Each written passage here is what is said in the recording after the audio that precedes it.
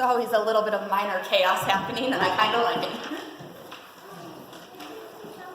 So, Jesus ends, or actually begins, his sermon with, "Today the scripture has been fulfilled in your hearing."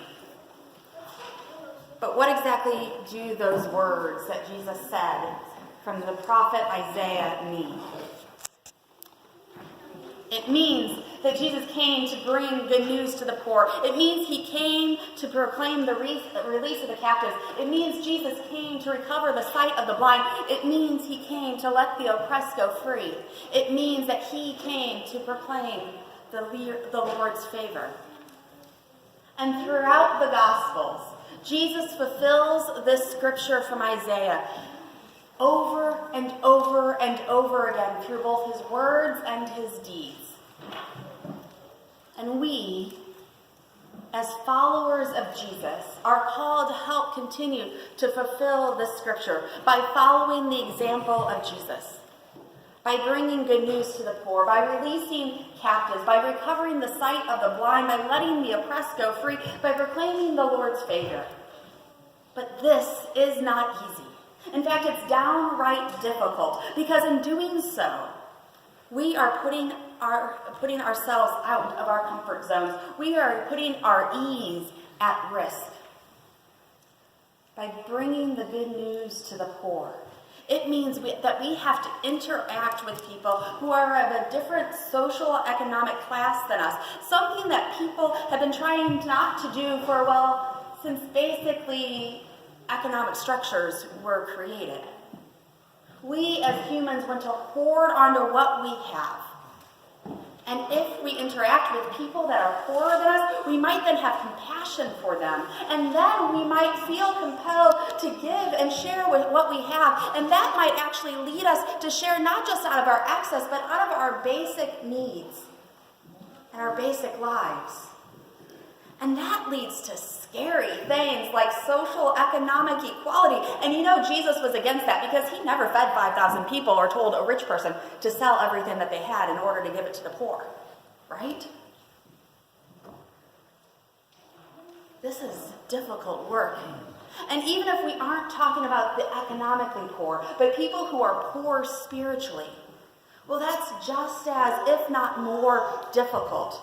Because it means that we need and are called to be with people in their grief. And not just to say that we are sorry, but to say that at times life downright sucks, but we are there with them.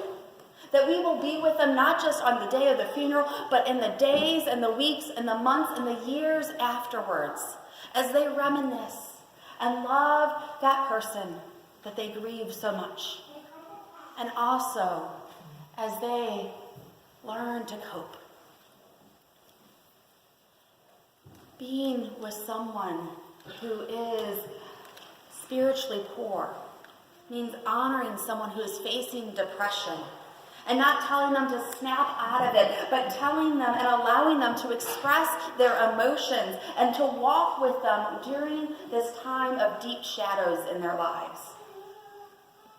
It means being with a person who has no self-confidence and being their confidence for them, urging them on, not giving up on them, continuing to encourage them, even when they don't want to hear a word of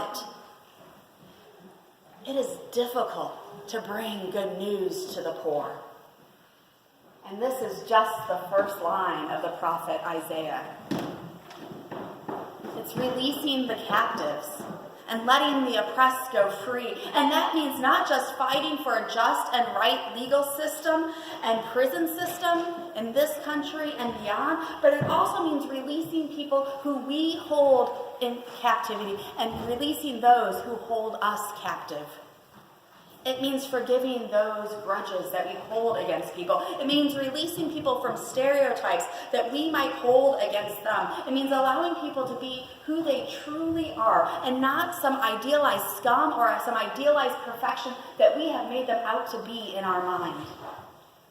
It means realizing that all of us here in this room and all people who worship Christ, that we are all sinners, and we are no better or worse than anyone else who is not here worshiping with us today. And therefore, all people are invited into God's house and welcomed into this place. This is difficult work. Recovering the sight to the blind, yes, means working to support scientific and medical breakthroughs in order to keep people from going blind to begin with, but also allowing them to recover their sight once it has happened. But it also means, and more so means, giving metaphorical sight to those who are metaphorically blind. It means calling out people's blind spots when it comes to social justice. It means calling out people on their microaggressions of racism, sexism, ageism, homophobia, transphobias, and all the other phobias and isms that there are.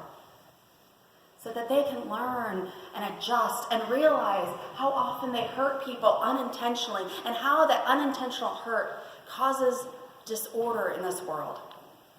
And it especially means that we call people out when they are doing it intentionally because of those phobias and isms have caused them to hate other people for stupid reasons.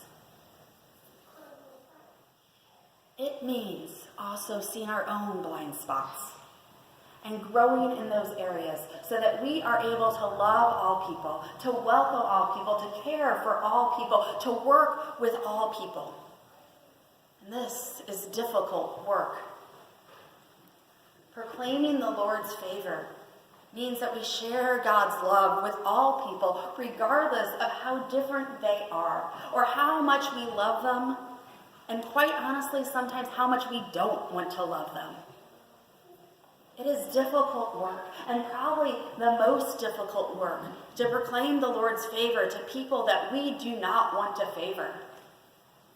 But this is what we have been called to do as followers of Jesus. It is not easy to do. This is difficult work to fulfill the scripture from the prophet Isaiah. And with many of the original hearers of Jesus, the original people that saw him both in that synagogue in Nazareth, but also as he continued his ministry, they did not believe that they were seeing the scriptures being fulfilled. And just the same today, many people do not believe that we are called to fulfill that scripture as well. And honestly, sometimes we do not believe that we are called to fulfill this scripture. We want to fight against it. We want to drag our feet. We want to run from this calling. Because to fulfill Isaiah, the prophet's scriptures, it makes us uncomfortable. Fulfilling the scripture makes us want to go against our human instinct. Fulfilling the scripture is difficult and makes us not want to do it because it means facing our fears. And yet Jesus came to fulfill the scripture, which starts with the phrase, "The Spirit of the Lord is upon me." We are not called to continue to fulfill the scripture alone. First, we continue in Jesus' footsteps. But also the Spirit of the Lord is upon us. The Spirit is with us as we proclaim good news to the poor, as we let the oppressed go free, as we fight for recovery of the blind, as we proclaim the Lord's favor. The Spirit is with us. And the Spirit has anointed us, first in our baptism, but it continues to anoint us each and every day as we do these things, as we fulfill the scripture. So how do we do this? It is difficult work, but we do it first with baby steps, by trying a little more, by participating in the ministry of this congregation and the ministries of the greater church. We do this, we fulfill the scripture by welcoming other people into a life of faith, by inviting them to worship with us, by praying for them and praying with them, and remembering that we do not do this difficult work alone. Every one of us in this room is called to work together. And every Christian, every follower of Jesus is called to work together to fulfill the words of the prophet Isaiah. And we are called together to fill it. And we are not alone because the Spirit is with us. even when we drag our feet, even when we do not want to do it. But we have been called, and the Spirit is with us. Amen.